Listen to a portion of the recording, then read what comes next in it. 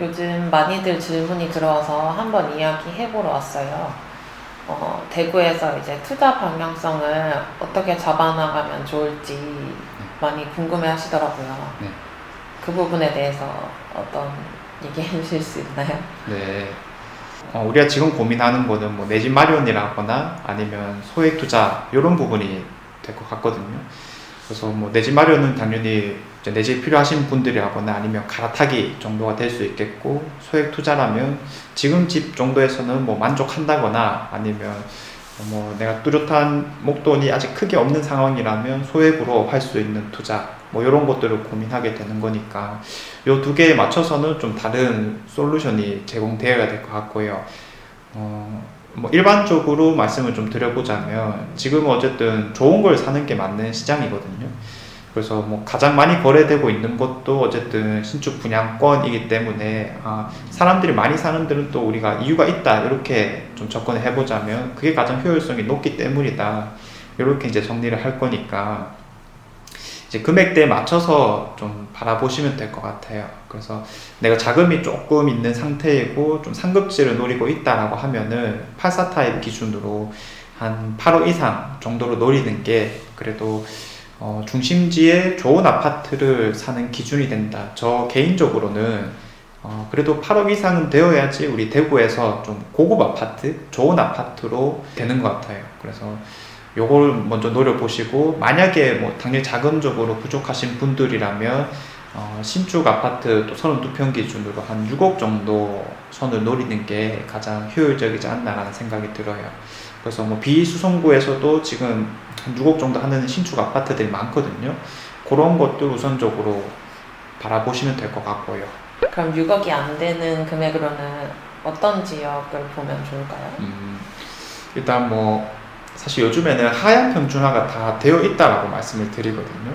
그래서 우리가 지역적으로 또 나뉘기보다는 그냥 뭐 2호선 라인 정도 안에서 6억대 정도면 되는데, 우리가 그러면 지역을 더 밑으로 낮추는 느낌보다 오히려 저는 괜찮다고 보는 게 평수를 그냥 낮추어라라고 말씀을 드려요. 왜 그러냐면 우리의 목적은 뭐 84 타입 32평짜리를 사는 게 목적이 아니라 결국에 좋은 아파트를 사는 게 목적이다 보니까, 그 32평의 좋은 아파트가 괜찮은 거라면 그 안에는 또 25평짜리도 분명히 있잖아요. 뭐 28평 정도짜리도 있을 거고, 그런 것들이 그러면 뭐 한 4억대라거나 혹은 5억 정도 수준에서 또 충분히 덤벼들만 하기 때문에, 일반적이라면 한 70% 대출은 나올 거니까 1주택자라고 했을 때 그렇게 치면은 뭐 한 2억이 안 되는 돈으로도 충분히 노려볼 수가 있으니까 접근하시면 되는데, 만약에 지금 이런 2억이라는 금액도 조금 애매하다라고 한다면은 이제 좋은 입지 준신축급으로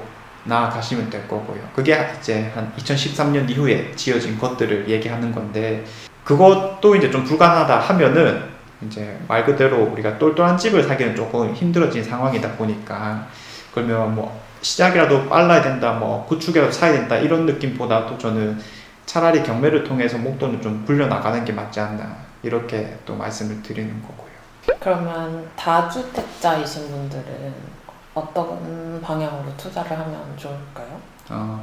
뭐 비슷해요. 결국에는 주택수에서는 취득세가 문제가 되기 때문에 일단은 내 집이 먼저 똘똘한지를 점검해 봐야 될 것 같아요. 이게 투자를 하다 보면 긍정적이신 분들이 막 그냥 주택수만 늘려나가는 경우도 분명히 있단 말이죠. 그래서 그런 것들 차라리 정리하고 좀 똘똘한 채로 넘어갈까 이런 고민이 어쨌든 먼저여야 될 것 같고, 그 다음에는 이제 소액 투자를 고민해야 되는 거겠죠. 그래서 1억 이하의 물건들을 투자하는 건데, 1억 이하라고 한다면 우리가 뭐 입지적으로 가치가 매우 뛰어나다 혹은 내가 묵혀뒀을 때 가격 상승을 좀 잘 이뤄낼 것이다 이렇게 보는 물건은 아니란 말이죠. 핵심은 그냥 지금 가치보다 싸게 사는 것, 이거밖에 없어요. 가장 안정적인 수단이 되는 거겠죠. 그래서 이제 경매를 통해서 단기 투자 뭐 이런 것들 좀 노려보는 게 맞지 않나. 그러면 소액 투자로 할 만한 지역이 따로 있을까요? 아니요, 지역이란 건 따로 없어요. 왜냐하면 지금은 갭 투자 할 타이밍은 아니거든요. 그리고 뭐 가치 투자 할 타이밍도 아니고, 그러면 아까 말씀드린 경매 같은 경우에는 뭐 잘 알다시피 우리가 지역을 딱 선정한다라고 해서 그 지역의 물건이 나오는 게 아니라 그냥 랜덤으로 나오는 거란 말이죠. 지역적인 것들보다는 그냥 내가 현재 가치보다 싸게 산다는 생각으로 나오는 물건들을 그냥 다 덤벼봐야 돼요. 최대한.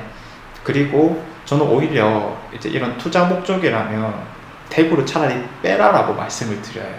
왜냐하면 이제 대구 안에서 나오는 소액 물건들에 대한 경쟁률이 워낙에 치열하기 때문에 입찰하는 사람만 너무 높고 낙찰받아 가는 가격대도 높고 돈이 안 되는 경우가 많단 말이에요. 그럼 시야를 넓혀서 차라리 좀 전국적으로 혹은 우리가 갈 수 있는 뭐 경남권이라든지 경북권 이 정도에서 덤비는 게 조금 더 효율적으로 빨리 돈 벌어 나가기도 한다라고 또 말씀드리고요. 그나마 대구에서 좀 노려볼 만한 곳은 이제 칠곡 외곽 지역이라거나 아니면 경산 지역 이런 곳들 있죠. 물론 그 안에서도 뭐 핵심지 삼지구라든지 아니면 뭐 중산동 이런 데는 아예 빼야 되고요. 정말 이제 그 지역 안에서도 좀 외곽지라고 불리는 곳들이 그나마 좀 저렴하게 낙찰되는 경향이 있다. 이렇게 말씀드리고요. 그럼 외곽지를 낙찰받았을 때 매매가 잘 안 될 수도 있지 않나요? 그렇죠, 그렇죠. 이게 이제 가장 두려워하는 점인데 팔리냐 안 팔리냐의 문제보다도 얼마면 팔리냐의 문제가 가장 중요할 것 같아요. 모든 집은 다 가치가 있잖아요. 그래서 그 가치를 정확하게 좀 캐치해서 우리가 적정가를 뽑아낼 수 있다면 이거는 안 팔리냐의 문제는 아닌 거겠죠. 그래서 가격이 어쨌든 가장 핵심일 수밖에 없으니까 우리가 이런 적정가를 잘 잡는 과정이 중요하다. 늘 이렇게 말씀드리고 실제로 경매를 좀 해 나가는 입장에서 처음에 이제 그렇게 이제 두려워하시는 분들도 막상 투자를 하시게 되면은 이게 정말 500만 원 깎아주니만 이걸로 그냥 다투는 거지 팔리냐 안 팔리냐의 문제는 사실상은 또 아니거든요. 그래서 요거는 막연한 두려움일 가능성이 조금 있으니까 그냥 좀 시세 조사 같은 걸 좀 확실히 해가지고 단순하게 뭐 부동산에 전화해서 얼마면 되겠어 이 정도에서 그치는 게 아니라 전반적인 시세를 같이 살펴보는 식으로 해서 낙찰을 노려본다면 수익을 좀 거둘 수 있다. 근데 경매는 주변 이야기 듣기로는 많이 어렵다고들 하시는데 명도 같은 것도 어려움이 많다고 네. 많이 하시고 그런 부분들은 어떻게 해결해 나가면 좋을지. 네, 어려운 거 맞거든요. 이걸 이제 여러 번 해본 입장에서 또 같이 투자를 하시는 분들의 의견, 데이터들을 다 되짚어 보면 결국 가장 핵심이 무엇이냐라고 했을 때 명도는 그냥 절차만 딱 취하면 돼요. 뭐냐면 당연히 협상을 좀 시도하겠지만은 결국 이사비 문제라든지 이런 것 때문에 좀 결렬된다라고 했었을 때는 뭐 감정적으로 나갈 게 아니라 그냥 상대방 입장에서는 충분히 얘기할 수 있는 것이다 보니까 그냥 법적 절차를 좀 밟아 나가는 식으로 행동하면 되는 거죠. 그래서 명도에서 저는 제일 좋은 명도가 뭐라고 하냐면 말을 많이 하지 않는 명도가 제일 좋은 거다. 왜냐면 말을 많이 하면 다른 문제가 발생하고 감정적으로 이제 치닫게 되니까. 그래서 이제 절차를 밟아 나가다 보면은 결국 끝에 갔을 때는 합의에 이른다거나 아니면 그냥 강제 집행할 수 있다라고 생각하고 싸게 받으면 되거든요. 그러면 정말로 걱정해야 되는 거는 그 뒷과정은 어차피 우리가 매크로하게 딱딱 밟아 나가면 되는 거니까 그냥 저는 낙찰을 받았을 때가 제일 중요해요. 우리가 받고 싶다라는 욕심 때문에 가끔 이제 좀 높게 쓰는 경우 있는데 이 딱 받고 나서 후회하는 경우가 정말 많거든요. 낙찰 받았는데 시무룩해 하시는 분들도 많이 있어요. 그만큼 이제 낙찰이라고 하는 거에 많이 쫓기게 되는 상황들이 발생한다라는 건데 낙찰 받은가 동시에 모든 게 결정난다 그냥 이렇게 생각하시면 돼요. 그 뒷과정 때문에 뭐 변수가 더 생기고 이런 느낌보다도 그럴 가능성은 거의 없다 보니까 받았을 때 참 중요하다. 앞서 말씀드린 시세조사가 가장 중요하면서도 그때 모든 것이 결정난다 이렇게 생각하시면 될 것 같고요. 그럼 이제 충분한 자금이 있다면 내 집 마련이나 갈아타기를 하는 방향이 좋고 그리고 이제 자금이 부족하신 분들은 경매 소액 투자를 하는 게 맞다는 말씀이신 거죠? 네, 맞아요. 그래서 그 금액을 좀 확실하게 잡아드리면 대출 없이 사시는 분들도 저는 정말 많이 보고 있거든요. 그래서 뭐 예전에는 그런 방식이 맞았겠으나 지금은 이제 한편으로 고민해 봐야 되는 게 정말 이제 내 집이 좀 똘똘한가? 왜냐면 내 집 자체를 아예 옮기는 걸 고려 안 하시는 분들 저는 많이 봐왔어요. 그냥 소액 투자만 하겠다. 사실 이거 효율성이 좀 떨어지는 행동이다라고도 말씀을 드리거든요. 그래서 대출 없이 한 3억 이상의 집에 살고 계시는 분이다라고 한다면 저는 무조건 옮겨야 된다라고 말씀을 드리고요. 그 다음에 그냥 뭐 일반적으로 2억 좀 이상이 있다라면 충분히 우리가 신축 아파트들을 노려볼 수가 있으니까 그런 노력들을 먼저 해보시고, 그게 이제 뭐 여의치 않다, 그런 상황이 아니다라고 한다면은 이제 소액 투자를 통해서 하면 되는데, 최소 비용에 대해서 좀 물어볼 때가 있어요.